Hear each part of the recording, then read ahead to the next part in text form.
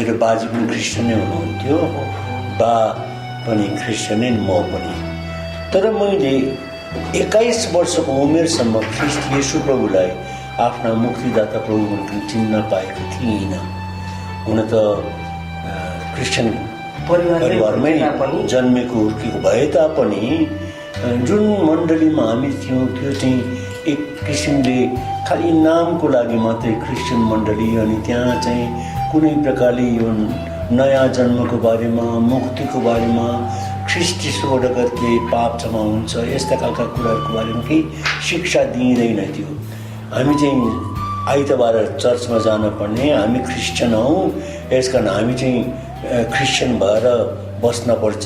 हामी सानैमा नै बप्तिस्मा लिने चलन यो प्रेस्बिटेरियन चर्चको त्यो, यसकारण मेरो पनि सानैमा नै बप्तिस्मा भयो अरे भन्ने मलाई भनिएको मलाई थाहा छैन। पछिबाट मात्रै मैले प्रभुलाई 21 वर्षको उमेरमा ग्रहण गरिसकेपछि म उता कालिम्पोङमै त विश्वासीको बप्तिस्मा लिन पाइनँ, कारण त्यस्तो प्रकारको प्रबन्ध त्यो मण्डलीमा थिएन।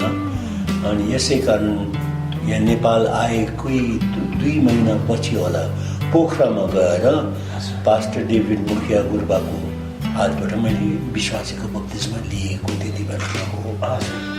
के भनेपछि हजुरको ब्याप्टिजम चाहिँ नेपालमै विश्वासी। सुरुवातमा हजुरको बुवाले एल्डरली सेवाकाई गर्नुभएको चाहिँ प्रेस्बिटेरियन चर्चमा। अनि हामीको चर्चमा कुनै प्रकारले यो नयाँ जन्मको बारेमा शिक्षा नै थिएन, हामीलाई कुनै प्रकारले त्यसरी सिकाइएन पनि। अनि खालि के भन्थ्यो कि जसरी हिन्दूहरू मन्दिरमा जान्छन्, मुसलमानहरू मस्जिदमा जान्छन्, बुद्धिस्टहरू गुम्पामा जान्छन्, त्यसरी हामी क्रिस्चियनहरू चाहिँ चर्चमा जानुपर्छ, बाइबल पढ्नुपर्छ, प्रार्थना गर्नुपर्छ, भेटी चढाउनुपर्छ, आफूलाई राम्रो बनाउने कोसिस गर्नुपर्छ, त्यति मात्रै फर्मालिटी पुरा हुन्छ, त्यति मात्रै हो। अनि 1947 सालमा एकजना इन्डियाबाट एकजना प्रचारक दाई आउनुभयो कालिम्पोङमा। अनि उहाँले कति यो आत्मा जागृति सभाहरू राख्नुभयो।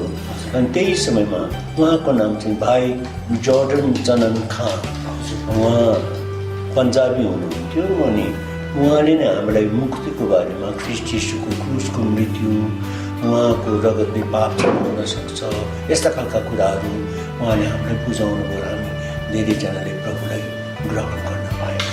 हजुर 21 वर्षको उमेरमा आएर मात्र बल्ल थाहा भयो कि तपाईँलाई प्रभुमा गइरहनु पर्ने कुरा, नयाँ जीवनको कुरा। यो 21 वर्षको उमेरमा तपाईँ त्यो महसुस गर्न सक्नुभएको थियो भने त्योभन्दा पछाडिको समय नै हुने बनाउनु भएको पछाडि भनेपछि कति वर्षको उमेरमा? म झन्डै 30 वर्षको उमेरमा नेपाल आएको।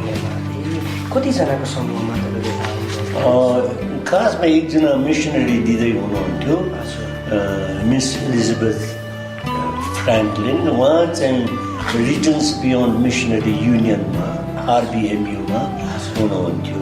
अनि उहाँलाई चाहिँ प्रभुले नेपालमा आउने दर्शन दिनुभएको थियो अघि नै। यसै कारण नेपाली भाषा सिक्नलाई उहाँ चाहिँ मोतिहारीबाट कालिम्पोङमा आउनुभएको। अनि नेपाली भाषा सिक्न डाक्टर रमुकी आमा उहाँले नै नेपाली भाषा सिकाउनु भयो मिस फ्र्याङ्कलिनलाई। अनि पछिबाट मिस फ्र्याङ्कलिन नेपालमा जसै आउनुभयो एउटा कन्या पाठशाला, क्रिस्चियन कन्या पाठशाला सुरु गर्नलाई हामी कति क्रिस्चियन टिचरहरूलाई पनि उहाँले सहायता माग्नुभयो। अनि उहाँसँग नै हामीहरू आयौँ। भनेपछि सुरुवातमा चाहिँ यहाँ क्रिस्चियन पाठशालाको लागि भनेरै आएको थियो खास मजदुरी। भनेपछि त्यो बेला अब एक त उहाँ विदेशी अनि तपाईँहरू पनि दार्जिलिङबाट आउनुपर्ने, नेपालमा यातायातको अलि असुविधा थियो होला? धेरै असुविधा, कारण हामीहरू चाहिँ उताबाट सिलगढी झर्नौँ, सिलगढीबाट ट्रेनमा यता समस्तीपुर हुँदै मुजफ्फरपुर हुँदै हामी चाहिँ रक्सोल आएर रक्सोलदेखि चाहिँ वीरगन्ज, त्यहाँदेखि चाहिँ सिमरासम्म चाहिँ ट्रेन चल्थ्यो नेपालको। अनि त्यहाँदेखि हिँडेरै आयौँ। अनि कतिजना त्यो दिदी अनि त्यस पछाडि हजुरहरू कतिजनाको टोलीमा आउनुभयो? त्यो समयमा जो हामी 1956 सालमा जसै आयौँ मिस फ्रेङ्कलिन चाहिँ अलिक अघि नै आउनुभयो उहाँ चाहिँ त्यो सिमरादेखि चाहिँ हवाईजहाज चल्थ्यो सिमरादेखि काठमाडौँ हवाईजहाज चल्थ्यो त्यस कारण चाहिँ हामी पनि सिमरा आएर सिमराबाट चाहिँ हवाईजहाजमा आयौँ तर कतिचोटि चाहिँ हवाईजहाज नचल्ने समयमा चाहिँ हामी हिँडेरै यात्रा गर्थ्यौँ। हजुर सुरुवातमा आउँदा चाहिँ हवाईजहाजमै आउनुभयो त्यस पछाडि आवत जावतको क्रममा कतिचोटि चाहिँ हिँड्न पनि पर्ने भयो यहाँबाट उहाँसम्म हिँडेर पैदलै हिँडेर जानुहुन्थ्यो तल वीरगञ्ज अमलेखगञ्जसम्म भनौँ अनि नेपालमा आए पछाडि सुरुवातमा कुन ठाउँमा यही जस्तै पाठशाला सुरु गर्ने क्रममा या त सेवाकाई सुरु गर्ने क्रममा सुरुमा नेपालमा आएर कुन ठाउँमा बस्नुभयो तपाईँहरू कहाँ सुरु हामी नेपाल आउँदै बेलामा त्यति बेलामा चाहिँ यो UMN United Mission to Nepal चाहिँ सुरु भइसकेको थियो विदेशी मिसनरी दाईहरू भाइहरू पनि आउनुहुन्थ्यो दिदी बहिनीहरू पनि थिए मिसनरीहरू अनि अचम्मको कुरो चाहिँ साउथ इन्डियाबाट केरलाबाट 4 जना जवान हाम्रा केरलाका भाइहरू उहाँहरूलाई प्रभुले नेपाल आउनका लागि दर्शन दिनुभएको हुनाले उहाँहरूको बाइबल कलेजको पढाइ सिद्धिएपछि उहाँहरू आउनुभयो हामीभन्दा अघि आउनुभयो उहाँ अनि कर्नल नरराज शमशेरज्यूसँग नै उहाँहरू बस्नुभयो अनि भाषा सिक्दै हुनुहुन्थ्यो हामी यहाँ आउँदै बेलामा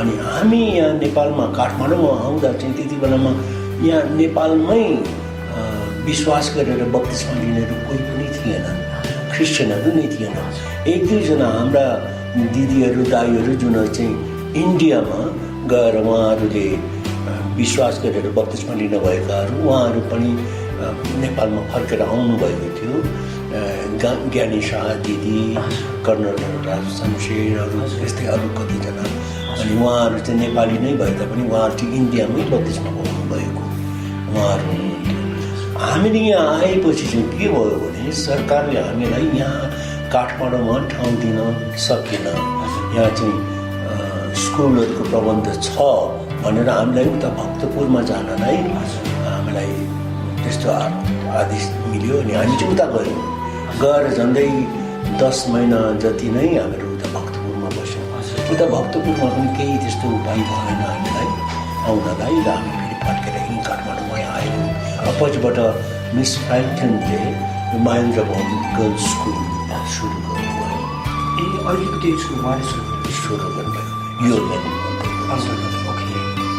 त्यो बेला जसरी सरकारले स्कुलको लागि त भक्तपुर देखाए तर सेवाकाईको लागि त सरकारलाई सुन्ने परिस्थिति थिएन पञ्चायतकाल भएको कारण धेरै गाह्रो थियो क्रिस्चियन गतिविधिको लागि सबै कुराको लागि रोक लगाइएको थियो अनि जेल लाने कुरा र यति वर्ष भनेर तोकिएको पनि थियो सजाय अनि तर पनि त्यस्तो जटिल अवस्थामा सेवाकाई चाहिँ कसरी सुरु भयो के धेरै गाह्रो सेवाकाई सुरु गर्नलाई सजिलो भएन किनकि मानिसहरू हामीसँग डराउँथे क्रिस्चियन भन्न साथ उनीहरू चाहिँ एक प्रकारले हामीलाई चाहिँ धर्म बेचुवा हामीले चाहिँ लोभ रुपैयाँ पैसाको लोभमा जागिरको लोभमा हामी चाहिँ आफ्नो धर्म बेचेका भन्ने उनीहरूले त्यसरी ठाने हामीलाई अनि हामीले टाढै बसे अझ उता भक्तपुरमा गएको समय त हामीलाई 10 महिना त बडो गाह्रो भयो किनकि भाषा पनि नमिल्ने नेवारी भाषा मात्रै बोल्दो रहेछन् उताकाहरूले धेरै चाहिँ जसोले अनि त्यसले गर्दाखेरि त हामीहरूको काम एकदमै केही पनि थिएन अनि मलाई त 2-3 महिनापछि यति दिक्क लाग्यो सुसमाचार सुनाउनु पनि नपाउने साक्षी दिन पनि नपाउने हामी क्रिस्चियन हौ भनेर अरूलाई भन्न पनि नपाउने त्यसो गर्दा मिस फ्रेङ्कलिन कहाँ म एकपल्ट गएँ अनि उहाँलाई भने म त अब त्यो कालिम्पोङ फर्केर जाने विचार गर्दैछु भने मैले के भन्यो भनेदेखि उता म मण्डलीमा काम गरिराख्दै थिएँ सन्डे स्कुलमा पढाउँथेँ युथहरूको बिचमा काम गरिरहेको थिएँ मण्डलीमा पनि अरू प्रकारले सघाउने काम गरिरहेको थिएँ यसकारण चाहिँ यहाँ केही कामै हुँदैन यसकारण म फर्केर जान्छु भने उहाँले एउटा कुरा त्यति बेलामा मलाई भन्नुभएको अझै पनि मलाई थाहा छ उहाँले के भन्नुभयो भनेदेखि नोहले 120 वर्षसम्म जहाज बनाउने काम गरी प्रचार गर्यो अन्त्यमा उसले खालि आफ्नो परिवारलाई मात्रै बचाउन सक्यो 120 वर्षको त्यत्रो परिश्रमपछि आफ्नी श्रीमती 3 छोरा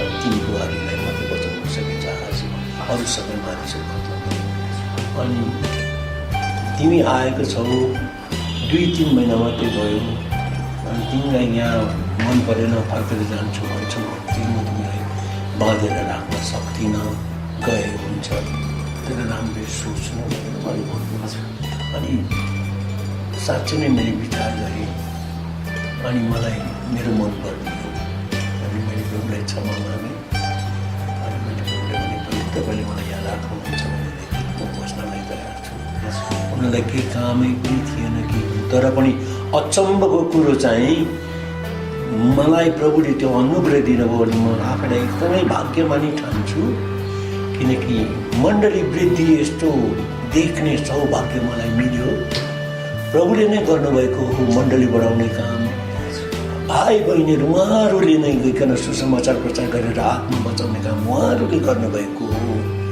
किनभने यदि म नेपालबाट फर्केर गएको भएदेखि यो सबै देख्ने अभाग्य मलाई मिल्ने थिएन। त्यसकारण म प्रभुलाई धन्यवाद चाहन्छु। आज मण्डली वृद्धिको कुरा याद गर्दाखेरि प्रभु अचम्मका ठाउँले देख्दाखेरि प्रभुलाई म धन्यवाद नसार्न सक्दिनँ। एकदम सुरुवातमा भक्तपुरमा 10 महिनाको जटिलताको कुरा बताउनु भयो, अनि हामी सुन्छौँ तपाईँ त प्रत्यक्ष भोगेर आफै त्यही बाटो भएर आउनु भएको छ।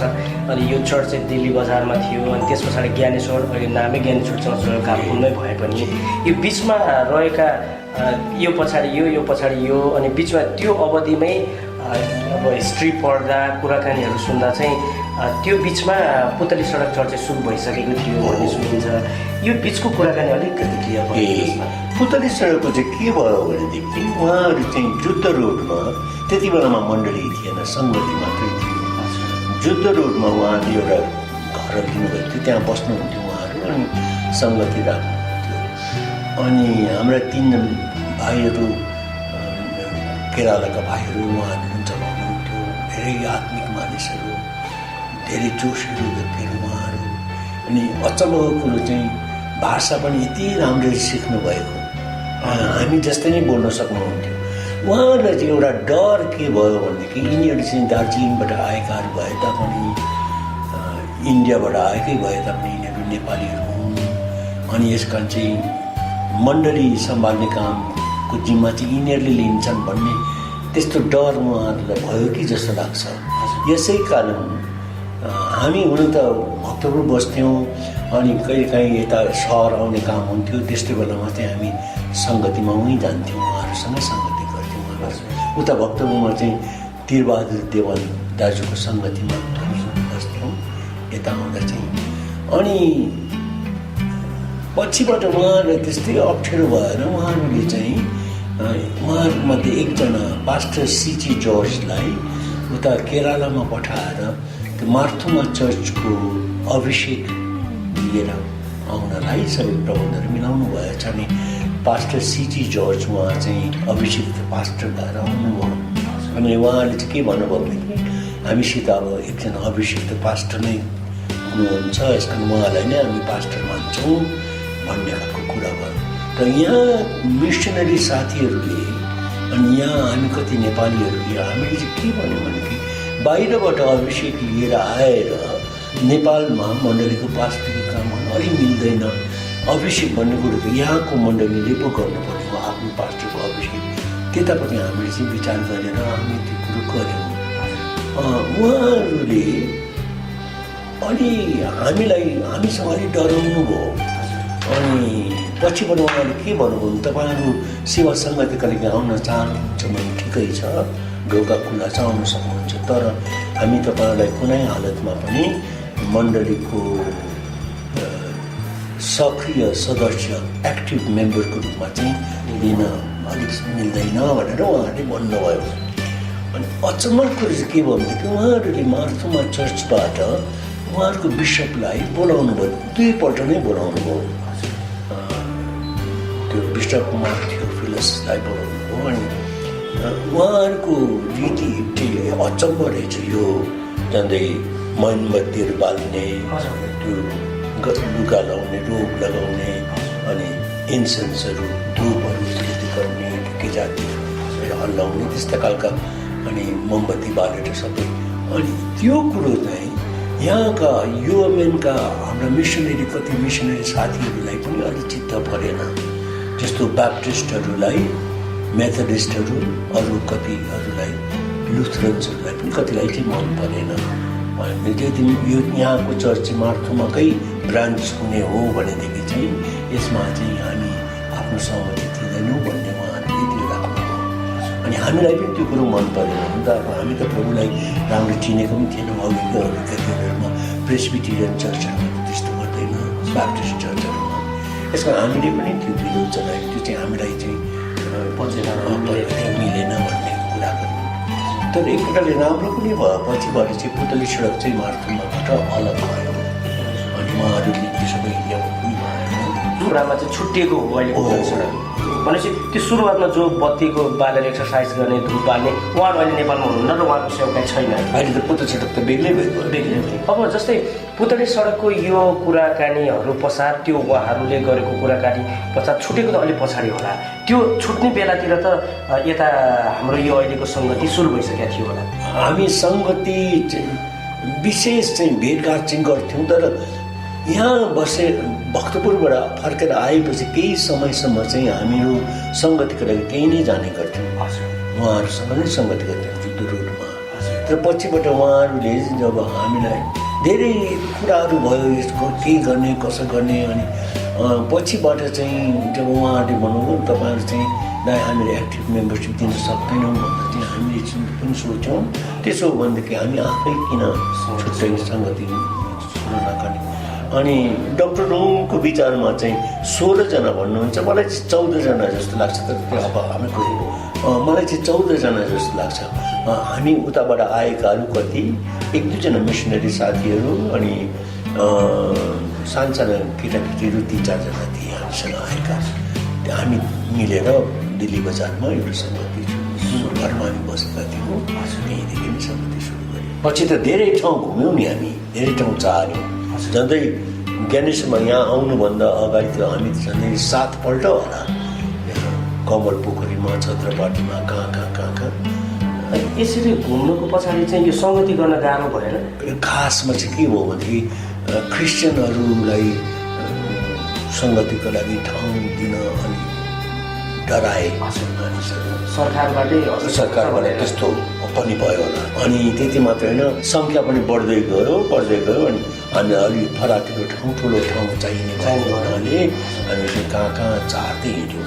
यो चर्च यो एरियामा आइपुग्नुभन्दा अगाडि 6-7 ठाउँमा चाहिँ 7 ठाउँ जस्तो लाग्छ सर्नुपर्ने भयो। ओके भनेपछि यो 6-7 ठाउँ सरेर कालोपुलमा आएपछि यहाँ नै सदाबहारको लागि फिक्स बस्ने कुराकानी, जस्तै सेवाकाई पहिला त रेन्टमै थियो होला हो, त्यो अब यहीँ बस्ने सोच चाहिँ कसरी डेभलप भयो? अब यही एरिया ठिक छ, सबैलाई सबै ठाउँ मोबिलाइज गर्न भनेर केही त्यति बेला चाहिँ यहाँ त सबै खेतबारी नै थियो। अनि हामीहरूले यो जमिन किन्यौँ। हुन त त्यति बेला चाहिँ हामी अरू ठाउँहरूमै सङ्गति गइरहेको थियौँ। जमिन किन्ने काम सस्तोमा पनि पायौँ त्यति बेलामा चाहिँ। सायद मलाई लाग्छ यो 3 रोपनी जमिनको लागि हामीले 20,000 जस्तो मात्रै खर्च त्यति सस्तो। लिन त विश्वासीबाट नभएर बाहिरकै लिइराख्ने जमिन छ। अनि त्यो चाहिँ यो अहिले चाहिँ यो चाहिँ नयाँ जमिनमा पऱ्यो चाहिँ पछिबाट लियौँ हामीले। झन्डै 29 लाख जति पऱ्यो होला यो पछि लिएको चाहिँ 3 रोपनी जस्तै। तर पहिले चाहिँ त सस्तो 20,000मै पाएँ। 20,000मा लिएको भूभाग चाहिँ कति रोपनी हो? 3 रोपनी 6 रोपनी छ अहिले यहाँ छ, अलिक कम्ती रहेछ। मलाई एउटा कुरा फेरि फर्किन मन लाग्यो। जस्तै हजुरहरू आउनुभन्दा अगाडि केरलाको 4जना भाइहरू आएर नेपाली सिक्दै थिए भन्नुभयो नि, त्यही केरलाको भाइहरूले हो जुन चर्च सुरु गरेको छ पुतली सडक, त्यही नै हो। अनि तपाईँहरूले यता जसरी एक्टिभ मेम्बरको लागि नलिने भन्ने कुरा थाहा पाएपछि र तपाईँहरूले सेवाकाई यता जब सुरु गर्नुभयो त्यो अवधिमा चर्चको सङ्गतिको जस्तै अहिले एउटा चर्चले अर्को चर्चसँग समन्वय गरे जस्तो, हातेमाला गरे जस्तो चाहिँ भइरहेको थियो। अलिक शेरबहादुर देवनसँग, त्यस पछाडि पुतली सडकसँग, त्यस पछाडि तपाईँहरू काठमाडौँमा यही 3टा थियो सुरुवातमा। अनि हातेमाला अलिअलि चाहिँ भइरहेको थियो। अलिअलि चाहिँ हुन्थ्यो बेला बखतमा। उहाँहरूले पनि बोलाउनुहुन्थ्यो हामीलाई। डक्टर दाजु पनि यो एक सानो सङ्गति मात्रै थियो, त्यहाँ पनि मण्डली मात्रै थिएन। त्यो बेलाको समय अनुसार त अब त्यसलाई नै मण्डली अहिलेको मानिलियौँ, तर त्यति बेला त हिडेन हो, पुरै लुकिएको चर्च हो नि, एकदमै होसियारीको साथ चलाउनु पर्ने। तर पनि त्यो बेला भएको कारण जस्तै अब हामी धेरै सुन्छौँ त्यो बेला विश्वासीले एकले अर्कालाई भेट्दा अङ्कमाल गर्ने, रोने, कति नै आफ्नो मान्छे कहाँबाट फर्केर आएको जस्तो फिलिङ्स हुने जुन हामी कुरा सुन्छौँ, त्यो बेला एकदम लुकेर सरकारबाट छिपेर एकदम गाह्रो अवस्थामा 2-3वटा सङ्गति मात्रै भएको कारण एकदमै हातेमालो सँगसँगै प्रार्थना गर्ने कुराहरू रोक्नुको पछाडि चाहिँ यही सैद्धान्तिक कुराहरूले नै अलिकति बाधा तर पनि हाम्रो पछिसम्म पनि एक प्रकारले त छुट्टै छुट्टै चाहिँ रह्यौँ हामीहरू, तर पनि हाम्रो आपसी सम्बन्ध चाहिँ एक प्रकारले रहिरहेको। हजुरहरूले सङ्गति यता दिल्ली बजारमा सुरु गरेको कति समय पछाडि चाहिँ त्यो अहिलेको पुतली सडक त्यो सैद्धान्तिक अवस्थाबाट निक्लियो? त्यो कति अवधि त्यसले एक्सर्साइज गर्न पाए? त्यो चाहिँ गर्न पाउनु भएन उहाँहरूले, कारण उहाँहरूको बिसपको भिजिट 2चोटि भएको, अनि 2पल्ट जस्तो मलाई त्यस्तो लाग्छ, 2पल्ट चाहिँ त्यस्तो खालको सेवा सङ्गति राख्दाखेरि चाहिँ धेरैजनाले अलि रुचाएन। भनेपछि उहाँहरू कति एक वर्ष जति बस्नुभयो? त्योभन्दा बढी नै बस्नुभयो। अनि बस्नु त्यो उहाँ चाहिँ उहाँको बिसपहरू चाहिँ भिजिट मात्रै गर्नुभयो, तर त्यही सैद्धान्तिक कुराकै एक्सर्साइज हुने समय नेपालमा सुरुवातमा कति पाएछ त्यो सुरुवात? जहाँसम्म मलाई लाग्छ 2चोटि उहाँहरू आउनु हुँदाखेरि चाहिँ त्यसो गर्नुभयो। उहाँहरू जानुभयो पछिबाट त फेरि सधैँ जस्तै नै यहाँ अलि त्यसरी हामी गरिरहेको छौँ। जो अभिषेक भएर आउनु भएको थियो पास्टर, उहाँले नै कन्टिन्यू सेवाकाई गर्नुभयो, सैद्धान्तिक कुरामा फरक भए पनि उहाँले गर्नुभयो, तर त्यो एक्सर्साइज चाहिँ गरियो। शिक्षकबाट सेवाकाईमा कसरी आउनु भयो? त्यो चाहिँ के भयो भनेदेखि म एसयुएम इन्स्टिट्युसनमा म्याथ्स पढाउँथेँ त्यति बेलामा, 12 वर्ष जति स्कुलमा काम गरेको एसयुएममा। अनि यता आएपछि चाहिँ मिस फ्र्याङ्कलिनको स्कुलमा मेरी बहिनी स्कुल टिचर काम गर्थ्यो पनि, धनाकुरामा पनि, अनि डक्टर अङ्गाउँ, उहाँहरू चाहिँ एक प्रकारले शिक्षा त्यसमै नै आउने उहाँहरूले विचार गर्नुभयो। र मण्डलीको लागि एकजना अगुवा चाहियो भन्दा चाहिँ उहाँहरूले मलाई त्यसको लागि चाहिँ उहाँहरूले अप्रोच गर्दाखेरि मैले पनि प्रोग्राम पनि मलाई केही देखाउनु भयो। 1956 सालमा हामी नेपाल आएको, मेरो विवाह त 1960 सालमा मात्रै भएको, अनि गुरुआमा चाहिँ उता गान्तोकमै हुनुहुन्थ्यो। के बताउनुहुन्छ गुरुआमाको बारेमा? कसरी पास्टर नै गुरुआमा चाहिँ के भयो भनेदेखि गान्तोकमा एल्डर गुल्बा गुरुआमा पनि उहाँको प्रेस्बिटेरियन चर्चको एल्डर गुल्बाकी छोरी, अनि गुरुआमा इन्टर आर्ट्स पढ्नको लागि कालिम्पोङ आउनुभयो कलेज जोइन गर्नलाई, अनि हामीसँग नै आएर परिवारमा बस्नुभयो। हाम्रो विशेष नाता चाहिँ त्यसबाट केही विशेष थिएन, खालि यति मात्रै क्रिस्चियन परिवारमा बस्ने भन्ने भएकोले, अनि बुढामासँग चिनाजानी चाहिँ त्यसरी भएको सुरुदेखि नै केही समयसम्म हामीसँग नै बस्नुभयो। यो सम्बन्ध कसरी? त्यहाँदेखि पछिबाट चाहिँ म पढाइको लागि म उता त्यति बेलामा म पढ्दै थिएँ यहाँ प्राइभेटली, बिडीको लागि म तयार गर्दै थिएँ। हुन्छ काम एकदमै धेरै मण्डलीको काम सुरुको कामले गर्दाखेरि समय एकदमै कम्ती थियो, तर पनि अनि त्यसो गर्दा चाहिँ मलाई 1 वर्ष जति इङ्ल्यान्डमा लन्डन बाइबल कलेजमा जानलाई मौका मिल्यो, अनि म उता गएँ 1959 सालमा गएर। त्यहाँदेखि 1960 सालमा म फर्केर आएपछि चाहिँ गुरुआमासँग बिहे भएको थियो। अनि त्यहाँदेखि चाहिँ गुरुआमाको चाहिँ के भयो भनेदेखि गुरुआमा चाहिँ टेलिफोन एक्सचेन्जको हेड अपरेटर हुनुहुन्थ्यो गान्तोकमा, अनि गुरुआमाले चाहिँ अझै 1 वर्ष काम सिद्ध्याएपछि चाहिँ उहाँको पेन्सन पनि हुने, ग्रेच्युटी पनि राम्रो पाउने, त्यस्ता खालको कुराहरू भएको हुनाले बिहे गरिसकेपछि गुरुआमा झट्टै यता आउनु भएन, अझै 1 वर्ष उतै नै काम गर्ने विचार राख्नुभयो। अनि पछिबाट बडो दुःखको कुरो चाहिँ त्यो रेजिग्नेसन सब्मिट गर्दै बेलामा चाहिँ झुट बोल्नु पर्ने रहेछ, मेडिकल ग्राउन्ड्समा मेरो स्वास्थ्यले दिएन भन्ने प्रकारले गरिकन मात्रै रेजिग्नेसन सब्मिट गर्न पाउने, अरे त्यो पेन्सन पाउनका लागि। गुरुआमाले चाहिँ यति विचार गर्नुभयो किन झुट बोल्ने, यस कारण चाहिँ पैसाको लागि झुट बोलेर त्यो गर्नु पर्दैन भनेर उहाँले पेन्सनको पनि त्यो गर्नुभयो।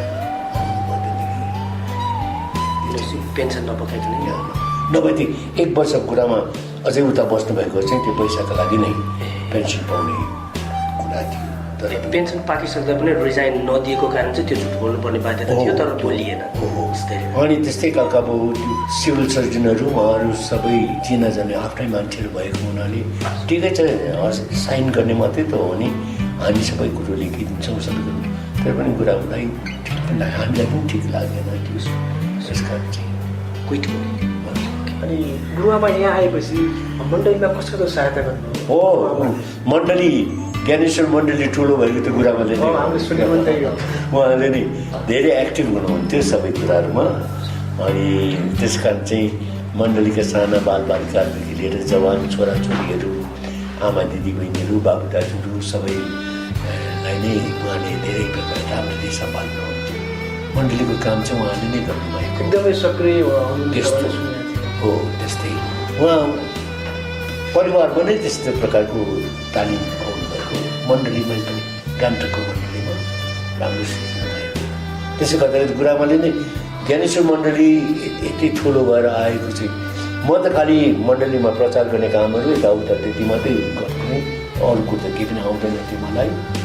तर अरू सबै कुराहरू चाहिँ गुरुआमाले नै सम्हाल्नु, सबै नै गर्ने। अनि उहाँले चाहिँ कसैलाई पनि बस्न दिनुहुन्थेन। जवान छोराछोरीहरू टाटाले भागिन्थे, देख्न साथ बोलाएर काम हराइहाल्नुहुन्थ्यो, कहाँ केही मिलेको छैन त्यस्तै काम।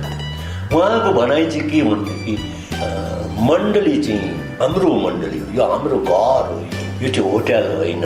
होटलमा हो भनेदेखि हामीहरू 1 रात 2 रात बस्नको लागि त्यहाँ केही बिग्रिरहेको छ त्यति बस त्यतिकै होस्, त्यो चाहिँ होटल।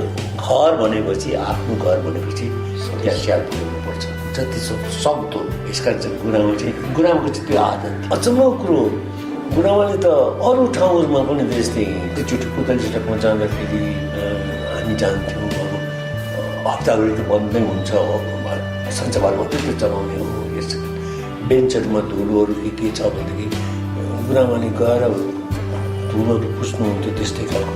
उहाँ ललितपुर चर्चमा पनि कोही कार्पेटहरूमा बालुवा छाम्ने टपटपाउने कि उहाँलाई केही जस्तो पनि लाग्दैन थियो। अरूहरूको चर्चमा मान्छे भन्थे अरूलाई चित्त दुख्छ त्यसो गर्नु हुँदैन, त्यो उहाँहरूको चर्च हो, हामीले उहाँहरूलाई अलिकति दुःख गर्ने जस्तो हुन्छ। अनि गुरुआमाको भनाइ चाहिँ होइन, हामी त्यस्तो गरेर विचारिराख्नुहुन्न, यो प्रभुको घर हो, चाहे जुनै पनि ठाउँमा किन नहोस्, यहाँ चाहिँ प्रभुका जनहरू आएर सेवा सङ्गति गर्ने। यस कारण चाहिँ जति सक्दो हामीले सेवा गरेको उहाँहरूले हेरा गरेर तपाईँले गर्नु भएन, मैले बाटो भएर मैले बिल गरेँ भन्ने होइन, तर यसरी हामीले सिकाउनु पर्ने मण्डलीका भाइबहिनीहरूलाई भन्ने चाहिँ उहाँको विचार। ज्ञानेश्वर मण्डलीमा ठुलो योगदान छ गुरुआमा। एकदमै त्यो चाहिँ त मान्नुपर्छ। गुरुआमाले धेरै प्रभुलाई एकदमै धन्यवाद, प्रभु उहाँलाई एकदमै राम्रो लाग्नु ज्ञानेश्वरमा मण्डलीलाई ठुलो। अनि आत्मिक जीवनमा पनि धेरै नै प्रभुले धेरै नै आशिष दिनु। मेरो त 2 छोराहरू मात्रै हो, सामु र दानु। तिनीहरूलाई हेर्ने कोनका धेरै गाह्रो थियो। सुरुका दिनहरूमा हामीहरूलाई तनखा थिएन। हामी चाहिँ एक प्रकारले फेथ मिसनरिजहरू जस्तै नै हामीलाई सपोर्ट उताबाट मण्डलीबाट भएन, मण्डलीबाट सपोर्ट आएन। अनि हाम्रो त्यो अनि मिस फ्राङ्कलिनले नै हामीलाई कति सहायता दिनुहुन्थ्यो बिचरा। उहाँले पनि उहाँको पनि विशेष त केही सपोर्ट थिएन। तर त्यसो गर्दा चाहिँ सुरुका दिनहरू चाहिँ सजिलो दिनहरू थिएन हाम्रो लागि। धेरै साधारण जीवन बितायौँ। कहिलेकाहीँ त खालि भात पकाएर गुन्द्रुक उसिनेर मात्रै पनि बस्यौँ त्यस्तो। तर पनि एक बडो आनन्दको समय थियो। ती सबै कुराहरू प्रभुको महिमाका लागि एकदमै आशिषमय भयो। पछिबाट चाहिँ गुरुआमाले पनि काम गर्नुभयो, माइन्ड स्कुलमा पढाउने काम गर्नुभयो। अनि यताउता अरू कामहरू पनि गर्नुहुन्थ्यो। उहाँकै हातको सिपहरू बुनाइ सिलाइ गरेर पनि अलिकति गर्नुहुन्थ्यो। अब त्यो कुरामा जानुभएको 18 वर्ष पनि बढी भयो होला हो। अहिले कहिलेकाहीँ महसुस हुन्छ अब सधैँ नै हुन्छ। सधैँ नै एक प्रकारले मण्डलीको पास्टर, सिनियर पास्टर भनेर भन्थे। अरू ठाउँहरूमा पनि धेरै नै आदर इज्जत गर्ने। अनि मेरा कमी कमजोरीहरू चाहिँ अरूहरूले मलाई सोझै आएर बताउने आँट पनि गर्दैन थिए। गुरुआमालाई त्यस्तै थिएन। गुरुआमाले त कहिलेकाहीँ अझ मैले तपाईँलाई धेरै प्रार्थना गरेको देखेको छैन त्यस्ता खालको कुराहरू। तपाईँ त धेरै बाइबल पढ्नु भएको जस्तो लाग्दैन मलाई। त्यसो गर्दाखेरि मलाई बेला बेलामा यसरी नै उत्साह दिने कुराहरू, मेरो कमी कमजोरीहरू बताइदिने कुराहरू, कतिचोटि वचन दिँदै बेलामा मैले कतिवटा कुराहरू भन्दो रहेछु, ती कुराहरू चाहिँ गुरुआमालाई ठिक नलागेको कुराहरू आज तपाईँले वचनमा यस्तो खालको कुरो भन्नुभयो, यो चाहिँ अलि राम्रो भएन, भन्ने ढङ्ग ठिक भएन, अलिकति कडा भयो अथवा त्यस्तो खालको कुराहरू चाहिँ गुरुआमाले नै मलाई बताइदिनुहुन्थ्यो। अरू कसैले पनि आँट गर्दैन थिए। त्यो चाहिँ मेरो लागि चाहिँ एउटा एक प्रकारले ठुलो गुरुआमा गइसकेपछिबाट मेरो जिउमा खाली लित्तोपना चाहिँ त्यहाँ आयो।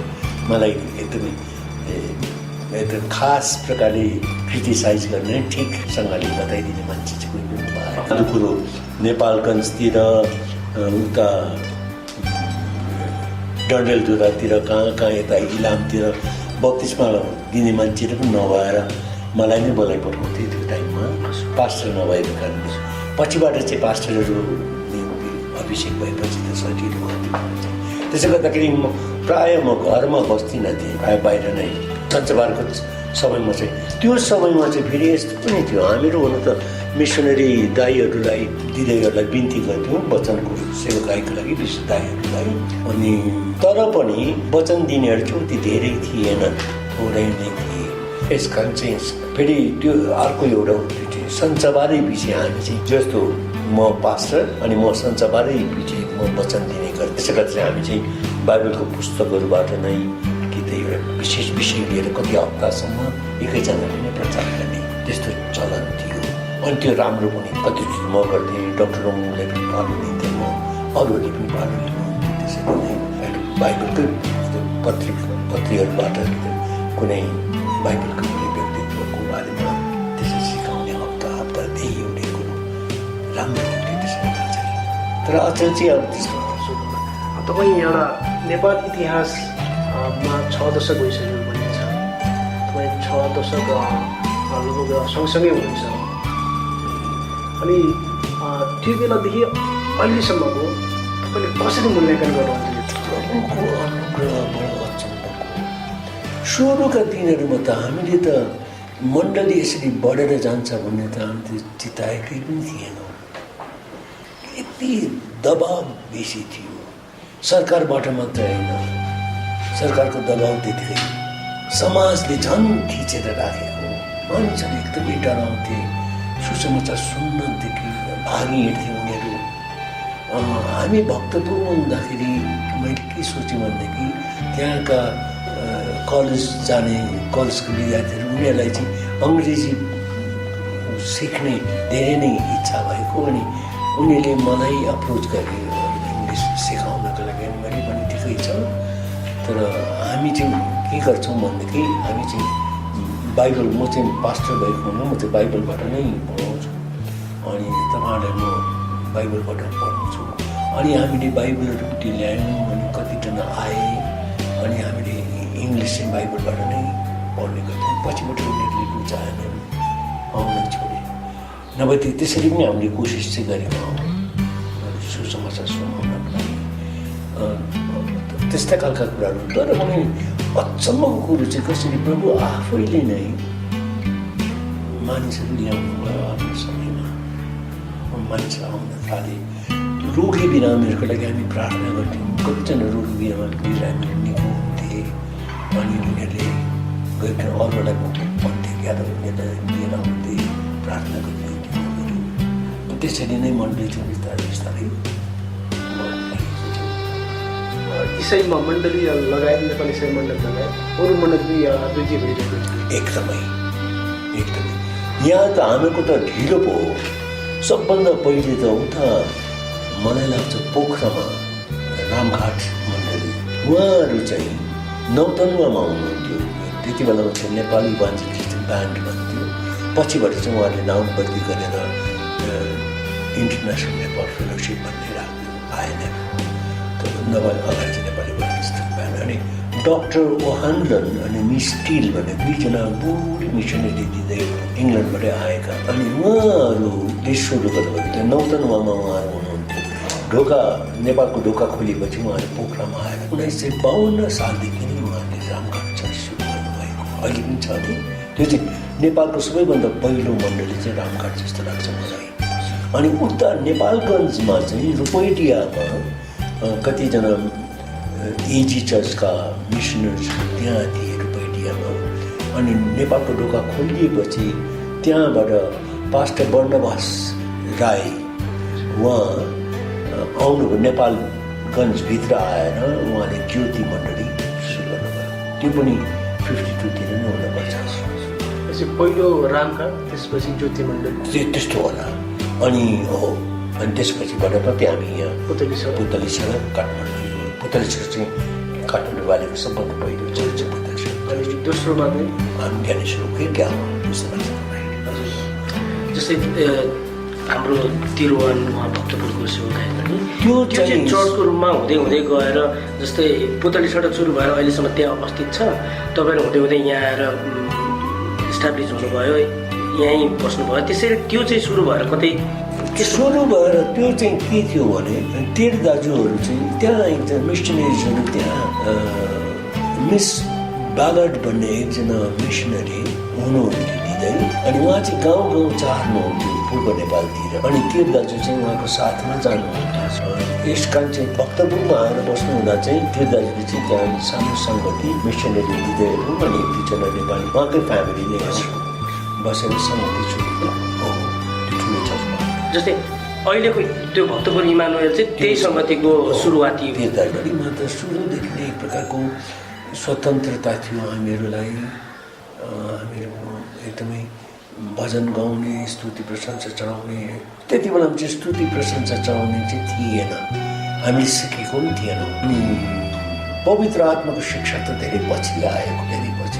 यसै कारण सुरुका दिनहरूमा हामीले चाहिँ खालि हामीले जानेको कुरो नै त्यही हो, यीशु ख्रीष्टले मुक्ति दिनुहुन्छ, उहाँको रगतले हाम्रा पाप अपराधहरू हामी क्षमा पाउँछौँ, उहाँलाई ग्रहण गर्नुपर्छ, यो कुरो त्यति मात्रै हो हामीले जानेको कुरो चाहिँ। विश्वासीहरूको चाहिँ बप्तिस्मा हुनुपर्छ, साना बालबालिकाहरूको बप्तिस्मा हुँदैन, तिनीहरूले विश्वास गरेका हुँदैनन्। अनि उतातिर चाहिँ कति कुरा के हुन्थ्यो भने प्रौढ बालबालिकाको बप्तिस्मा चाहिँ नानीहरूको बप्तिस्मा प्रौढहरूको एडल्ट ब्याप्टिजम भन्थ्यो। तर हामीले के थाहा पायौँ भनेदेखि त्यो एडल्ट ब्याप्टिजम भने पनि उमेर ठुलो भइसकेर त्यहाँदेखि बप्तिस्मा थियो, प्रभुलाई चाहिँ ग्रहण गरेको छैन भनेदेखि के भयो र त्यो सानो बालबालिकाले बप्तिस्मा दिएकै जस्तै। यसै कारण चाहिँ बिलिभर्स ब्याप्टिजम विश्वास गरिसकेपछि बप्तिस्मा हुनुपर्छ भन्ने चाहिँ हामीलाई प्रभुले सिकाउनु भयो। अनि पवित्रको शिक्षा त यो कति सुरु भयो भन्दा धेरै पछि 1966 सालमा मात्रै हो पवित्र आत्माको खास उता हरियो खर्कमा ग्रिन पास्टर्समा हरियो खर्कमा लेपर हस्पिटल मिसनरी दाइहरू सिस्टरहरू र कति विश्वासीहरू उहाँहरू प्रार्थना गर्दै हुनुहुन्थ्यो त्यो कम्पाउन्डमा। अनि त्यति बेलामा पवित्र आत्मा ओढेर आउनुभएको त्यो सबभन्दा पहिलो नेपालको मण्डलीको इतिहासमा सबभन्दा एउटा झुन्डमा त्यस प्रकारले पवित्र आत्मा ओढेर आउनु झन्डै पन्तुको जस्तै अनुभव। अनि उहाँहरू रुनु कराउन लाग्नुभयो अरे, एकदमै हाँस्ने अन्य भाषामा बोल्न लाग्नुभयो, त्यस्तै खालको कुराहरू। अनि त्यो सानो झुन्डमा त्यस्तो भयो भने अनि कोही लडीबडी खेल्न लाग्यो। अनि अचम्म चाहिँ के भने कतिजना रोगी बिरामीहरूको रोग पनि निको भयो त्यही टाइममा। ब्लड टेस्ट गर्दाखेरि नेगेटिभ भेटाइयो, त्यस्ता खालको कुराहरू भएको। त्यहाँ तपाईँ सहभागी हुनुहुन्थ्यो होइन? हामी त धेरै पछि। अनि म चाहिँ त्यति बेलामा एनसिए म चाहिँ यहाँ एनसिएको अध्यक्ष थिएँ त्यहाँ। अनि म त प्रभुसँग धेरै गनगनाएको अन्त प्रभुलाई त यो पनि भनेको त्यहाँ कुष्ठरोगी भाइ बहिनीहरू भर्खरका विश्वासीहरूले त पाउँदैछन् अरे। अनि म चाहिँ मण्डलीको बुढो पास्टर भन्छ, मलाई चाहिँ बुढो छैन, त्यस कारण कि त दिनुहोस् पवित्र आत्मा बग्छ, होइन भने म त एनसी पनि छोडिदिन्छु भन्ने खालको पनि भएको। तर एकदम याद पनि नहुँदो रहेछ, प्रभुले दिनु भएन।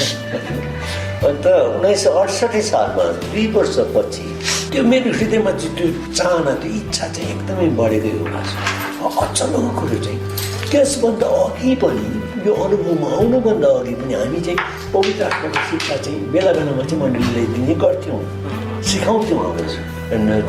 प्रभु यीशुको जीवन दिनलाई मात्र आउनुभएको होइन, प्रशस्तको जीवन दिनलाई आउनुभएको। अनि पवित्र आत्माको भरपुरी पाएपछि चाहिँ प्रशस्त जीवन पाउन सक्छौँ, यस्ता खालको कुरा चाहिँ सिकाउँथ्यौँ। त्यो अनुभवबाट होइन कि, तर अरूहरू सिकेका कुराहरू किताबहरूमा पढेको त्यस्तै खालका कुराहरू चाहिँ सिकाउने गर्थ्यौँ। तर जब चाहिँ यो अनुभव पाएपछिबाट चाहिँ बेग्लै हुँदो रहेछ। आफूले अनुभव पाउनुभन्दा पहिला अरूले जसरी अनुभव गरिसकेको थियो त्यो बेला तपाईँले कसरी मूल्याङ्कन गर्नुभयो? विरोधाभास केही भयो तपाईँको साइडबाट?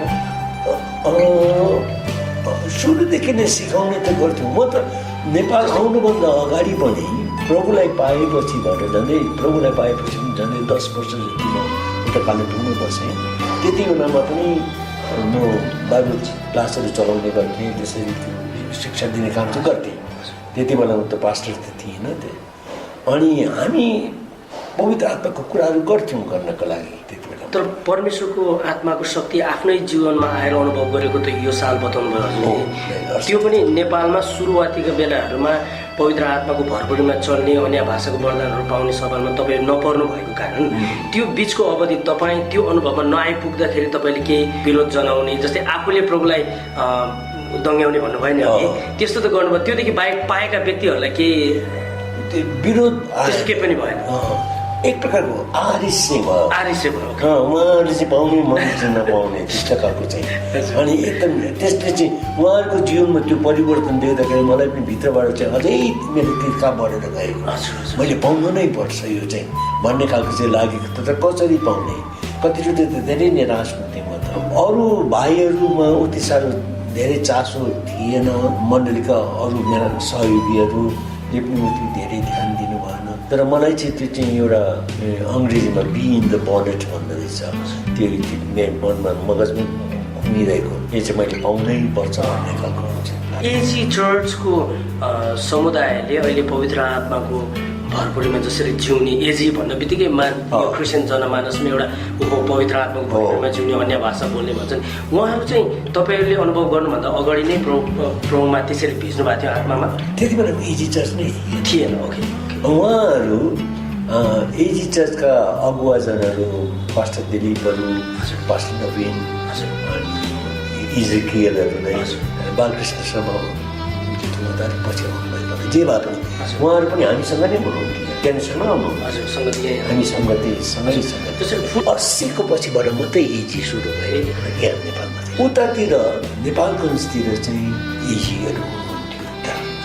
तर अचम्मको कुरो यो 1970को दशकको आखिरी समयसम्म पनि नेपालमा चाहिँ हामीले झन्डै 25 वर्ष जतिको एकदमै कठोर परिश्रम पछि पनि पूर्व मेचीदेखि पश्चिम महाकालीसम्म सायद मेरो विचारमा 25,000 जति मात्रै विश्वासीहरू हामीले गर्न सकेका थियौँ होला जस्तो लाग्छ मलाई, 25,000 मात्रै।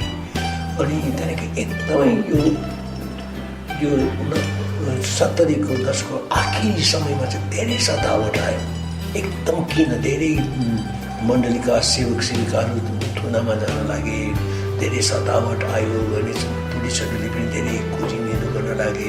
अनि धेरै दुःख हुँदा चाहिँ हामीले धेरै प्रार्थना गऱ्यौँ।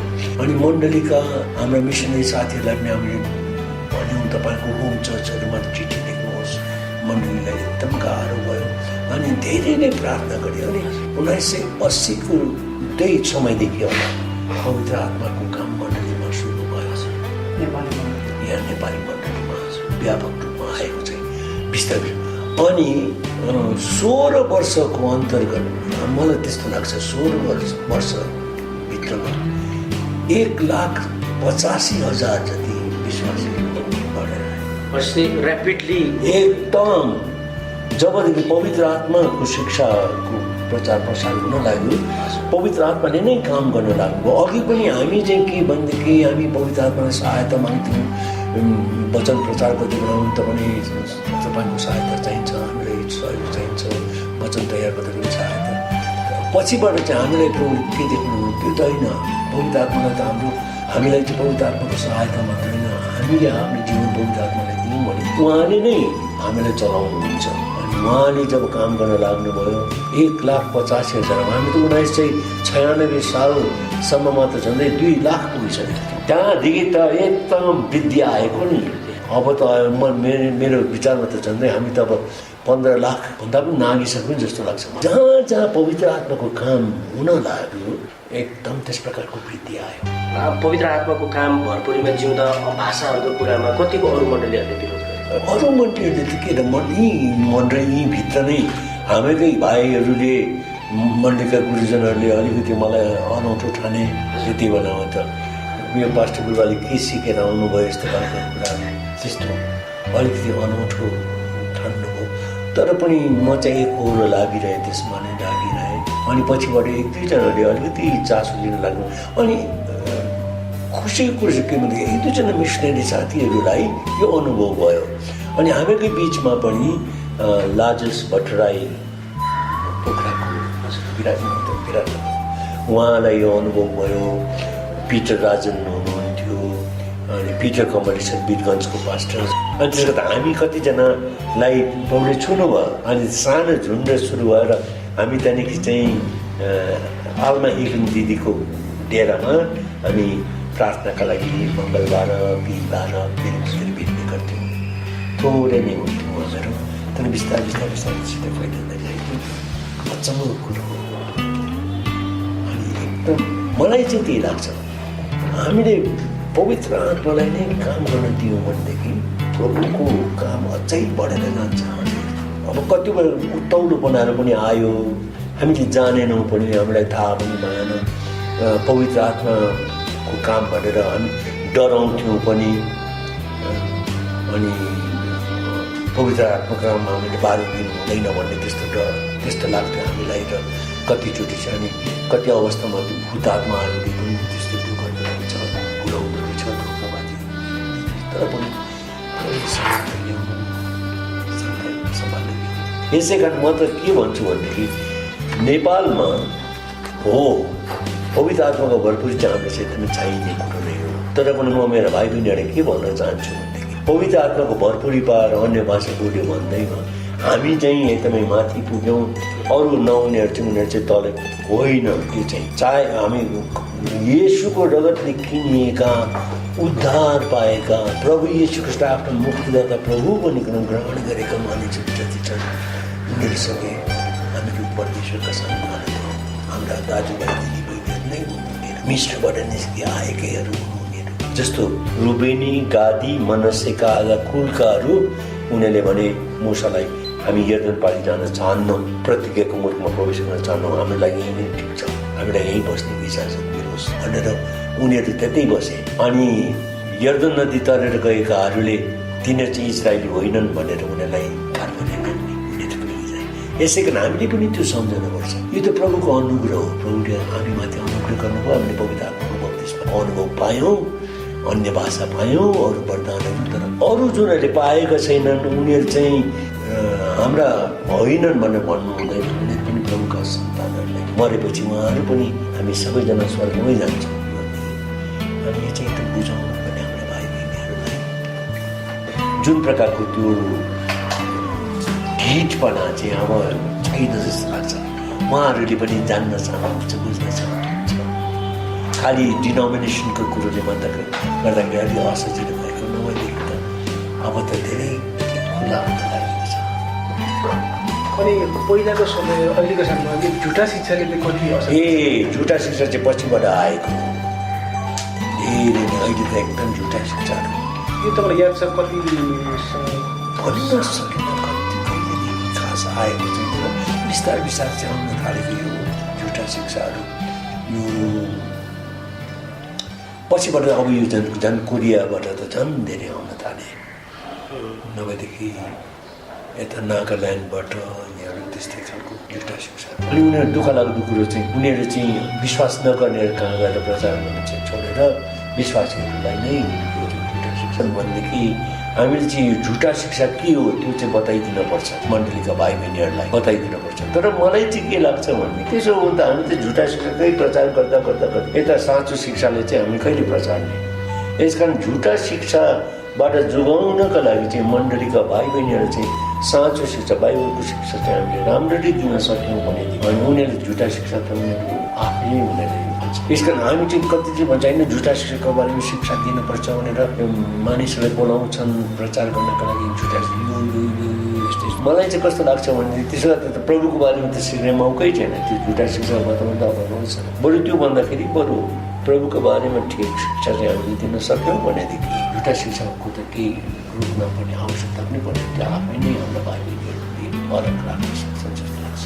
तर धेरै गाह्रो छ अहिले त अप्ठ्यारो नि। सुरुमा के भयो भनेदेखि एकदमै अचम्मको थियो त हामी त सुरुमा त जब त्यो सम्प्रदायहरू डिनोमिनेसन्सहरू थिएन हामीलाई प्रभुले के देखाउनु भयो हामी चाहिँ प्रेस्बिटेरियन चर्चमा हुर्केका बढेकाहरू डाक्टर रङ्गुङ र म हामी दुईजनाले नै सल्लाह गऱ्यौँ कि हामी कुनै पनि हालतमा हामी कालको मण्डली नेपाली मण्डली नै होस् प्रभुले जस्तो अनि सुगाले त्यो सुगा नेटर त्यो गरेको जस्तै त्यस्तो खालको हामीले चाहिँ भने त्यस्तो खालको कुराहरू यहाँ नेपालमा ल्याएर केही पनि फाइदा छैन। विश्रामको दिन भन्थ्यो विश्रामको दिनमा चाहिँ काम गर्नु हुँदैन हामीले चाहिँ त्यस्तो सिकाएको आइतबारमा चाहिँ विश्रामको दिनमा काम गर्नु हुँदैन भन्थ्यो हामीहरूलाई।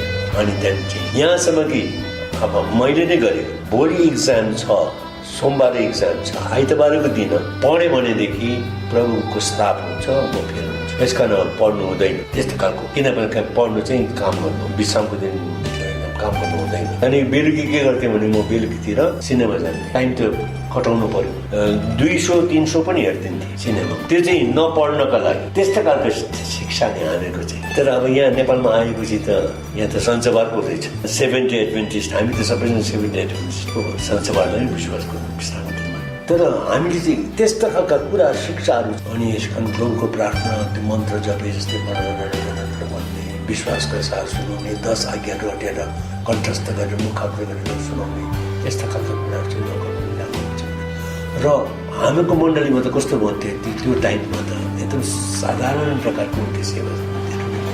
पछिबाट डिनोमिनेसनहरू आयो डिनोमिनेसनहरू आएपछि अचम्म चाहिँ के भयो भनेदेखि कतिजनामा तपाईँलाई कस्तो लाग्छ यो डिनोमिनेसनहरू अनि मैले भने होइन राम्रो त होइन कारण अघि त हामी त आफूलाई क्रिस्चियन भन्छौँ भने अचम्म थियो त्यो पारिवारिक सम्बन्ध हामीहरूको जस्तो अब नेपालगञ्जमा कोही एकजना थुनामा पऱ्यो अरे भन्ने खबर त्यति बेलामा त मोबाइलहरू पनि थिएन फोन पनि एकदमै बडो मुसलसँग त्यो खबर पाउनु साथ नेपालभरिका सङ्गतिहरू सबैजनाले भेटेर उठाउने त्यो जेलमा गएको मानिसको लागि उसको परिवारको लागि अनि त्यहाँदेखि मान्छेहरू आउनेछ भनेदेखि हाम्रो कसैलाई आउँदैन मान्छे हातमा पठाउने त्यस्तो खालको थियो एकदम परिवारको जस्तै त्यस पछिबाट डिनोमिनेसनहरू आएपछिबाट चाहिँ हुन त अब अहिले त डिनोमिनेसन चर्चाले नै सम्हाल्छ तर त्यस्तो खालको स्पिरिट पनि थियो हामीहरूको हामी चाहिँ एकदम कुनै प्रकारको फलाना चाहिँ डुब बाँध्ने फलाना चाहिँ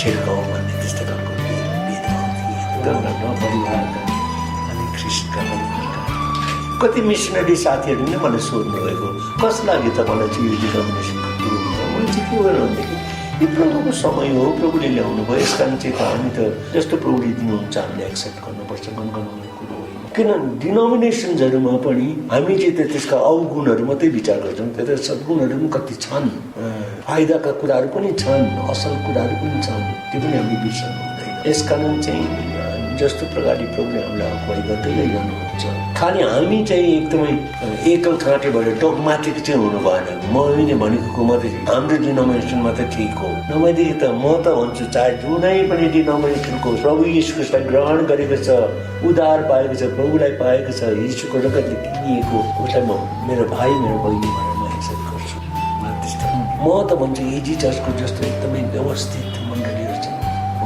थोरै होला एनसिएफले हामीले कोसिस गऱ्यौँ एनसिएफले पनि त्यो गर्न सकेन हामीले एनसिएफबाट छुट्यौँ हामीहरू आगापी सङ्गतिको भन्यौँ आगापी सङ्गतिले पनि सकेन जुन प्रकारको एकदमै व्यवस्थित ढङ्गले राख्नु पनि त्यस्तो त्यो चाहिँ एजीमा राम्रो छ यसका अब कतिले चाहिँ भन्छन् ज्ञानेश्वर चाहिँ ठुलो चर्च भन्छ कि तर पनि हो प्रभुको अनुग्रहले हो होला कति अवस्थामा चाहिँ तर पनि अरू चर्चहरू पनि राम्रो छ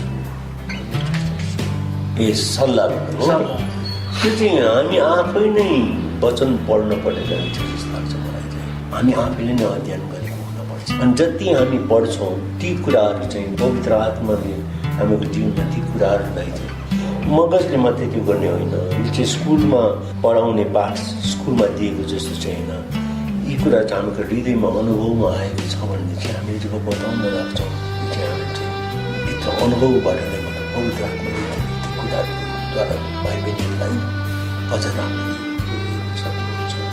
यस कारण म चाहिँ पास्टर गुरुबाहरूलाई त्यही भन्न चाहन्छु, हामी कतिजना अलिक पढ्ने मौका पायौँ भनौँ न, कतिजना त अब हाम्रो बिचबाट धेरै ठुला ठुला पढेकाहरू हुन्छ, ठुला ठुला सेमिनारीमा पढेकाहरू, तर कतिजना चाहिँ हामीलाई त्यस्तो अभागी मिलेन, गाउँघरमै घुसेर बस्यौँ, आफै नै सिक्यौँ, सेल्फ टट भन्थ्यो।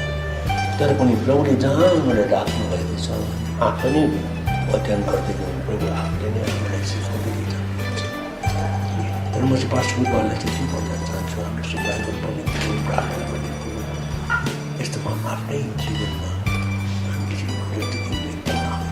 जसमा हामीले सिकाएको कुरो चाहिँ खालि हाम्रो मगजबाट मात्र गएको नहोस्, हाम्रो हृदयबाट आएको होस्। अनि बाबु यस्तो हो, कतिचोटि हामी त के सम्झन्छौँ भनेदेखि नि हामी त एकदम पर्फेक्ट हुनुपर्छ। पर्फेक्ट त कोही पनि हुनु सक्छ। यदि हामी पर्फेक्ट हुँदा हौँ त ख्रीष्ट यीशु प्रभु आउने आवश्यकता पनि पर्दैन। हामी पर्फेक्ट छैनौँ, यसै कारण ख्रीष्ट यीशु प्रभु आउनुको कारण चाहिँ यसै कारण हामी पर्फेक्ट चाहिँ हुन सक्दैनौँ, तर पनि हामीले चाहिँ एउटा लक्ष्य चाहिँ राख्नुपर्ने रहेछ त्यो अघि बढ्नलाई। अनि हामीले भाइ बहिनीहरूलाई उत्साह दिने कुरो चाहिँ मलाई त एकदम म त यति आशावादी छु, हामीहरूको भविष्यका दिनहरू त अझै उज्जवल हुन्छ भन्ने ठान्छु। हामी जस्ताहरूलाई त प्रभुले चलाउनु हो, प्रभु काम यति वर्षसम्म राख्नुभयो। अहिलेका त हाम्रा जवान छोराछोरीहरू धेरै पढे लेखेका हाम्रा बाइबल कलेजमा सेमिनारीमा पढ्ने धेरै सिकेर आएकाहरू धेरै हुन लाग्यो अब मण्डलीमा। यस कारण अब त मण्डलीको भविष्य त अझ उज्जवल भएर जान्छ भन्ने मलाई लाग्छ। जतिसम्म हामीले गऱ्यौँ योभन्दा धेरै गुणा बढी यो क्रिस्चियन जगतको मोडेलको लागि धेरैले नामहरूको लिँदछन् र लिन स्वाभाविक हो, हामी पनि मानिलिन्छौँ।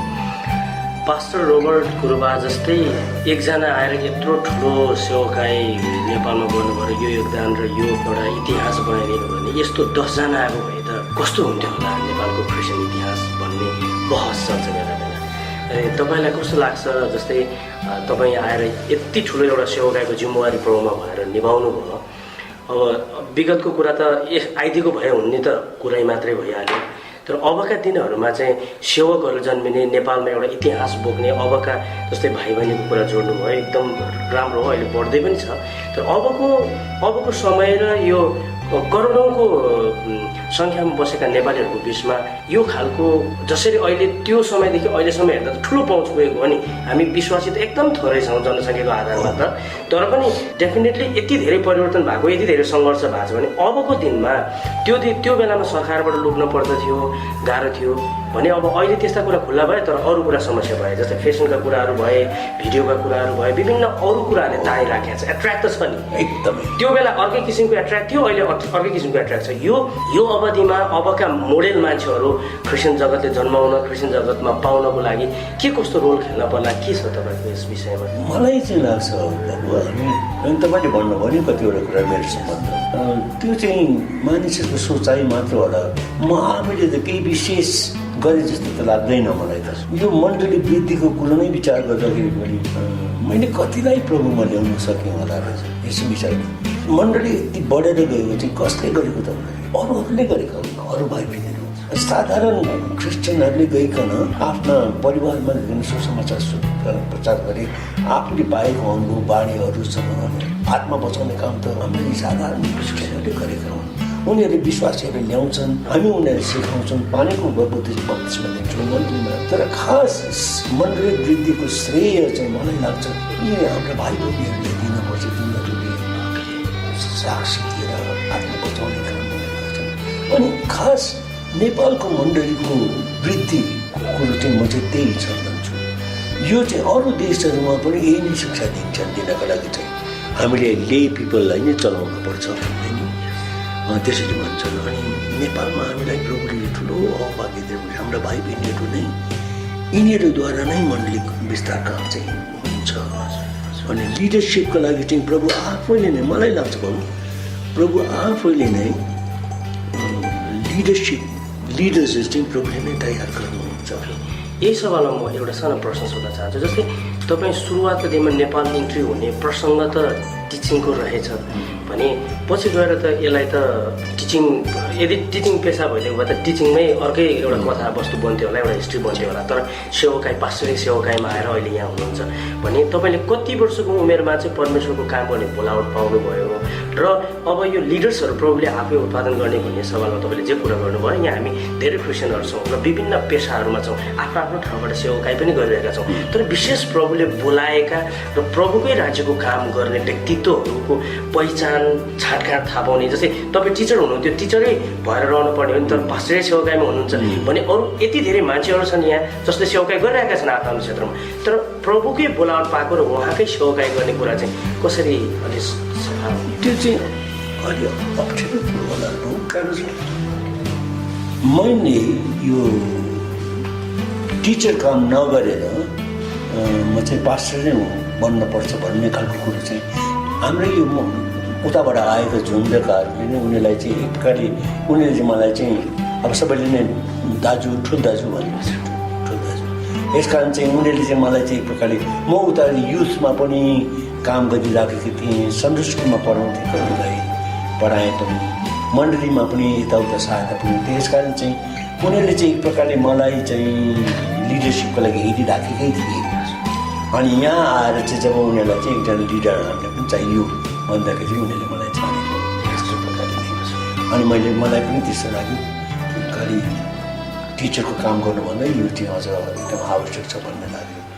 तर यो खास कुरो त नि भाइ बाबु, म त के भन्छु भनेदेखि धेरैजनाले मलाई सोध्छन्, अनि म चाहिँ के भन्छु भनेदेखि मण्डलीको रूप यस्तो हुन्छ भन्ने त मैले त सोचेकै थिइनँ।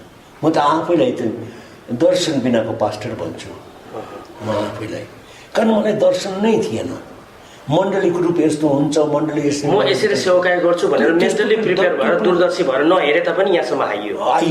अनि कसरी भयो भनेदेखि चाहिँ यदि अब कतिजनाको चाहिँ त दर्शन हुन्छ, म यस्तो गर्छु उस्तो गर्छु उस्तो गर्छु अनि त्यो लक्ष्य राखेर एकदमै त्यसरी अघि बढ्नुहुन्छ भने धेरै आशिष ल्याउनुहुन्छ। मलाई चाहिँ त्यसरी थिएन। म चाहिँ कस्तो भनेदेखि प्रभुले मलाई विशेष दर्शन, मण्डलीको दर्शन नै दिनुभएको थिएन, तर पनि प्रभुसँग हिँड्दा चाहिँ प्रभुले चाहिँ पाइलो पाइलो देखाउँदै लैजानु भयो। त्यसरी मलाई चाहिँ यस कारणमा चाहिँ पर चाहिँ देखिनँ म चाहिँ यही नै। अनि हिँड्दा यो यहाँसम्म आइपुग्यो त म आफूलाई पनि सपना जस्तो लाग्छ कहिले कहिले, कारण हामी यो अवस्थामा आइपुग्छौँ भन्ने त मैले त सोचेकै पनि थिएन। इभन पास्टरले जिम्मेवारीको कुरा पनि त्यति धेरै मनमा खेलेको त होइन त्यो बेला। त्यो बेला थाहै पनि त थिएन पास्टर भनेको के हो। अनि त्यहाँदेखि चाहिँ समय हो जस्तो लाग्छ। अझ त म त सम्झन्छु अझै बढेर जानुपर्ने हो, अनि बढेर जान्छ। प्रभु आफैले नै गर्नुहुन्छ। खालि प्रभुलाई चाहिँ एकदमै प्रभुको काममा समर्पित व्यक्तिहरू चाहिन्छ, जुनहरू चाहिँ आफ्नै मान प्रशंसा इज्जत आफ्नै प्रतिष्ठाको लागि आफ्नै उन्नतिको लागि होइन, तर प्रभुको महिमाको लागि आफ्नो जीवन दिनेहरू चाहन्छ। त्यस्तो भइदियो भने त हामीको मण्डलीहरूमा धेरै आशिष आउँछन्। शैतान चाहिँ के गर्यो भनेदेखि बाहिरबाट आक्रमण गर्यो यो देशमा, क्रिस्चियनहरूलाई सताउनसम्म सतायो। अनि र पनि जति पनि आपद विपदहरू ल्यायो, प्रेसर ल्यायो, यसले चाहिँ हामीलाई चाहिँ तोड्न सकेन, मण्डलीलाई तोड्न सकेन। मण्डली चाहिँ अझ बलियो हुँदै गयो। त्यहाँदेखि शैतानले चाहिँ त्यहाँदेखि अब बाहिरबाट त नहुँदो रहेछ, त्यहाँदेखि भित्रबाट त्यहाँ हामीको बिचमा अशान्ति अघि भित्रबाट ल्यायो मण्डलीमा। अनि हामीको बिचमा एकता नै छैन, यस कारण हामीको बिचमा होडबाजी चल्यो। त्यो चाहिँ शैतानको बाहिरबाट आएको विपत्तिले हामीलाई चाहिँ जित्न सकेन। म भित्रको क्यान्सरले चाहिँ हामीलाई भित्रभित्रै अब सराउन लागेको छ। यसमा हामी धेरै प्रार्थना गर्नुपर्ने जस्तो लाग्छ। मलाई लागेको कुरो चाहिँ जुन कामहरू तपाईँले गरिराख्नु भएको छ एकदम प्रभुको महान आज्ञा पुरा गर्ने एउटा एकदमै ठुलो साधन यो चाहिँ त तपाईँको यो पत्र पत्रिकाद्वारा। अनि यसमा त हामी सबैजना लागि पर्नुपर्ने तपाईँको लागि हामी तपाईँलाई एकदमै प्रार्थनामा उचालिराखेका छौँ। कारण हामी आफैले कतिवटा कुराहरू गर्न सक्दैनौँ। यहाँ बाबुसँग म कुरा गर्न लागेको थिएँ, मैले बोलेको वचन कतिजनाले सुन्छन् र यहाँ सुन्छन् अनि त्यति मात्रै, तर लिखित वचन चाहिँ जो चाहिँ त पछि समय लगिरहन्छ। मेरो मृत्यु भइसकेपछिबाट पनि कति मैले भनिराखेको कुराहरूले अरूहरूको जीवनमा आशिष भइरहेको छ। यस कारण चाहिँ यो जुन जिम्मेवारी तपाईँहरूले लिनुभएको त्यो एकदमै ठुलो जस्तो लाग्छ मलाई चाहिँ। अनि एकदमै होसियारी साथ चल्नुपर्ने चाहिँ के भन्दाखेरि अलिकति पनि भुल भयो भनेदेखि लेखिएका कुराहरू सुधार गर्न सकिन्न, फेरि त्यो डिलिट गर्न सकिँदैन। यसै कारण चाहिँ यस्ता खालका काममा दुष्टले एकदमै धेरै प्रकारले तपाईँहरूलाई माथि आक्रमण पनि ल्याउन सक्दछ। अनि हामी विपत्तिहरूसँग चाहिँ नडराउँ जस्तो लाग्छ मलाई, किनकि यो आपद विपत्तिहरू चाहिँ अङ्ग्रेजीमा ब्लेसिङ इन डिस्गाइज भन्छ। यो चाहिँ ब्लेसिङ नै हो, डिस्गाइज भन्ने यसो हेर्दा यता आपत्ति विपत्ति यही कुरो हो जसले हामीलाई चाहिँ प्रभुको नजिकमा ल्याउँछ, जसले हामीलाई चाहिँ आत्मबल दिन्छ, बनाउँछ, वचन पल्टाउन लाउँछ, प्रभुका प्रतिज्ञाहरू टिम गर्न लाउँछ। अब यो जुन शिथिलता आउन लागेको छ मण्डलीमा, हामी अब स्वतन्त्रता पायौँ, प्रजातन्त्र आयो, धर्मनिरपेक्षता आयो, अब क्रिस्चियन हुनको लागि मूल्य चुकाउनु पर्दैन, सजिलो भयो। जसले पनि चाह्यो भने म ख्रिस्टमा विश्वास गर्छु भन्छ, बप्तिस्मा लिन्छ, क्रिस्चियन हुन्छ। यसकारण चाहिँ हामीले एकदमै प्रभुसँग प्रार्थना गर्नुपर्ने चाहिँ यस्तो समयमा प्रभुले जोगाउनु, नभए त सङ्ख्यामा हो भने त धेरै सजिलै आउन सक्छ नि, अघिको जस्तो सताउ छैन, सुख छैन कुनै प्रकारको। यसका हामीले सतर्क चाहिँ हुनुपर्ने हो। तर प्रभुको मण्डली हो, प्रभु आफूले तपाईँहरूलाई एकदमै म चाहिँ स्याबासी दिन चाहन्छु जुन काममा लाग्नु। हामीहरूको सोचाइ चाहिँ कस्तो हुन्थ्यो भनेदेखि परमेश्वरको सेवा गर्नु भनेको चाहिँ एकदम फुल टाइम वचन प्रचार गर्नु, पुल्पिट प्रचार वचन होइन रहेछ नि। प्रभुले त विभिन्न ठाउँहरूमा राख्नुभएको छ। जस्तो तपाईँले जुन काम गर्दै हुनुहुन्छ, कति अवस्थामा त पास्टरहरूले गरेको कामभन्दा त तपाईँको काम अझ महत्त्वपूर्ण हो। यो त धेरै एकजना पास्टरले कति ठुलो मण्डलीमा हो भने कति हजारलाई भोट पाउँछ होला। तपाईँहरूको पत्र पत्रिकाहरू कहाँ जान्छ, मान्छे जान नसक्ने ठाउँहरू पनि जान्छ। यो विश्वभर छरिएर बसेका नेपालीहरूलाई तपाईँले केही शब्दहरू केही छ? मलाई चाहिँ त्यही लाग्छ, हामी चाहिँ प्रभुमा एकदमै विश्वासयोग्य हौँ। अरूहरूलाई कुनै हालतमा पनि हामी चाहिँ तल नसम्झौँ। प्रभुले हामीलाई विभिन्न ठाउँमा प्रभुले हामीलाई राख्नुभएको छ। हामी त प्रभुको देह हौँ, विभिन्न अङ्गहरू हौँ हामीहरू। अनि जुन ठाउँमा प्रभुले हामीलाई राख्नुभएको छ त्यहाँ हामीहरूको जिम्मेवारी बुझेर ठिकसँग हामी चल्न सक्यौँ भने चाहिँ देह चाहिँ स्वस्थ रहन्छ, हेल्थी। अनि यस कारण हामीले हिलिङ पनि चाहिँदैन। जुन चाहिँ बडी चाहिँ हेल्थी छ, स्वस्थ छ, उसलाई चाहिँ चङ्गा भएको आवश्यकता पनि पर्दैन चाहिँ सधैँ। अनि प्रभुको आशिष चाहिँ हामी रहिरहन्छ। हामी चाहिँ एकाले अर्कालाई एक्सेप्ट गर्ने, अर्काको कमजोरी, दुर्बलता, शिथिलताहरू मात्रै हेर्ने होइन कि हामीलाई चाहिँ प्रभुले चुन्न भएको, छान्न भएको। मलाई त त्यो बडो मनपर्छ त्यो बाइबलमा लेखिएको कुरो। पहिलो इफिसी 1:4 संसारको उत्पत्ति परमेश्वरले हामीलाई उहाँको सामने प्रेममा पवित्र अनि निष्कलङ्क हुन लागि चुन्नुभएको। हामी त प्रभुद्वारा चुनिएका मान्छे। यूहन्ना 15:16 प्रभु भन्नुहुन्छ, तिमीहरूले मलाई छानेनौ तर मैले तिमीहरूलाई छाने अनि नियुक्त गरेँ। तिमीहरूले गएर फल फल अनि तिमीहरूको फल सधैँसम्म रहिरहोस्। जे तिमीहरूले पितासँग मेरो नाउँमा मागौला उहाँले तिमीहरूलाई दिनुहुनेछ। हामीले प्रभुलाई छानेका हौँ। प्रभुले हामीलाई चाहिँ करोडौँ अरबौँ मानिसहरूको बिचबाट हामीभन्दा कति योग्य असल मानिसहरू, ज्ञानी, सिपालु, जान्ने यस्ता मानिसहरूबाट प्रभुले तपाईँले मलाई चुन्नलाई छान्नुभयो। अनि हामीलाई प्रभुले उद्धार दिनुहुन्छ। पवित्र आत्माको भरपुरमा प्रभुले हामीलाई चलाउनुहुन्छ। हामी त एकदम प्रभुलाई धन्यवाद दिनुपर्छ। सबै प्रभु हामी त तपाईँलाई कसरी धन्यवाद चढाउने। हामी जस्ता क्षुद्र, अयोग्य, तुच्छहरूलाई तपाईँले चुन्न गयो, छान्न गयो, आफ्नो बनाउनु भयो अनि आफ्नो काममा हामीलाई राख्नुभएको छ। हामीलाई विभिन्न क्षेत्रहरूमा राख्नुभएको छ। हामी सबै परमेश्वरका राज्यमा काम गर्ने तपाईँका बालक बालिकाहरूलाई तपाईँ आफूले नै डुलाइराख्नुभएको छ। हामी तपाईँलाई कति धन्यवाद चढाउँछौँ। यहाँ तपाईँका छोराहरूलाई आज ल्याउनुभयो यस ठाउँमा। उहाँहरूले जे जति यो रेकर्डिङ गर्नुभएको छ यी सबै कुराबाट हामी तपाईँलाई नै महिमा दिन चाहन्छौँ।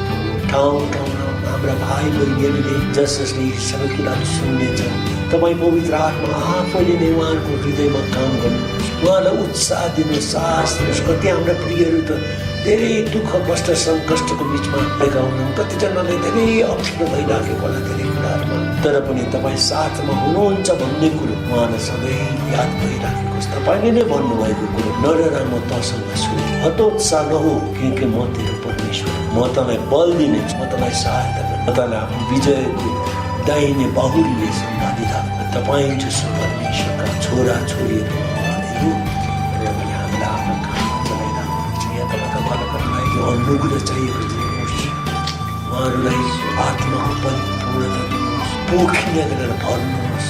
दाउदले भने जस्तो नै तपाईँले मेरो शिर तेलले अभिषेक गर्नुहुन्छ, मेरो कचौरा भरेर पोखिन्छ, भरिन्छ मात्र होइन भरेर अझै तपाईँले खन्याउनुहुन्छ, पोखिने गरेर खन्याउनुहुन्छ। अनि प्रभु तपाईँका दासहरूलाई पनि आत्माको परिपूर्णतामा तपाईँले चलाउनुहोस्, उहाँहरूको अन्तस्करणबाट जिउँदा जलका खोलाहरू बगि निस्कौँ अनि तिर्खाएका आत्माहरूले पिउन पाउँ अनि उनीहरूको तिर्खा मेटिएको होस्। प्रभु खोला धाउने समय हो, तिर्खा धाउने समय होइन। तिर्खाएका धेरै ठाउँमा छ, तिर्खा धाउँदैन प्रभु। हाम्रो तपाईँको वचनअनुसार त खोला धाउनु पर्यो, ती ठाउँहरूमा त खोला बगेर जान पर्यो। अनि यी प्रियहरूले जुन प्रकारले पत्र पत्रिकाद्वारा यो अनलाइन भिडियो अनलाइन यी सबै कुराहरूद्वारा जति पनि प्रचार प्रसारको काममा हात दिइरहेको छ, तपाईँका दासहरूलाई अझै चाहिएको आशिष